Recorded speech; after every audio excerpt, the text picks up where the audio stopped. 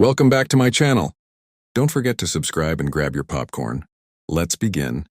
I still remember the look on Mr. Hargrave's face when he fired me. Calm, polite, rehearsed. I was the junior compliance analyst who asked one question too many. It started when I noticed something odd. Client rebates reclassified as consultancy fees. When I asked my supervisor, she said, "Don't overthink it. Maya, the board knows." But something in her tone told me they didn't. So, I dug deeper. Every night after hours, I traced quiet transfers and hidden accounts. Small amounts, scattered like breadcrumbs passing through shell companies in Cyprus, Singapore, and the Cayman Islands. 100 million in total, disguised as operational adjustments. Every path led to one name, Mr. Conrad Hargreaves, our charming CEO with the smile of a politician and the ethics of a ghost.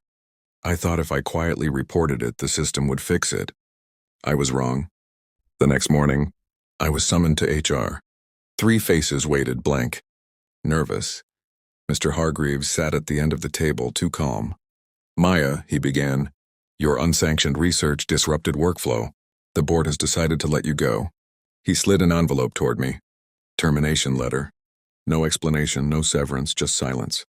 I met his eyes and smiled. Revenge, I've learned, doesn't start with shouting. It starts with remembering. That night, I opened the backup drive I'd hidden weeks earlier. Every email, every spreadsheet, every deleted transaction was saved. My hands shook, not from fear, but clarity. He wanted silence. I'd give him exposure. I reached out to Tess, a journalist I'd met at a compliance seminar. When she saw the files, she froze.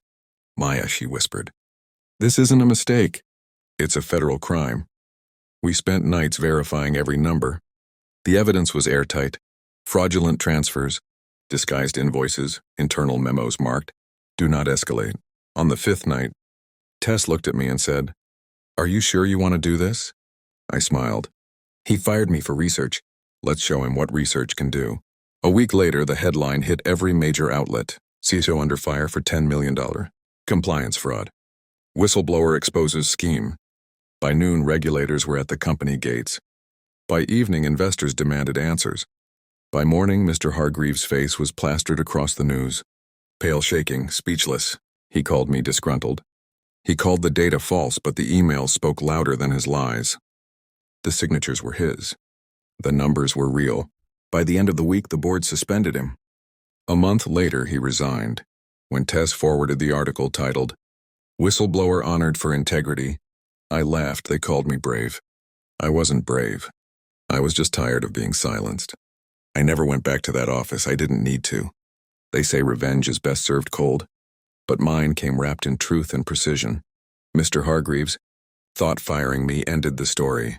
He didn't realize it was only the beginning. I was fired for research, but in the end, my research fired him. Thank you for watching. Subscribe.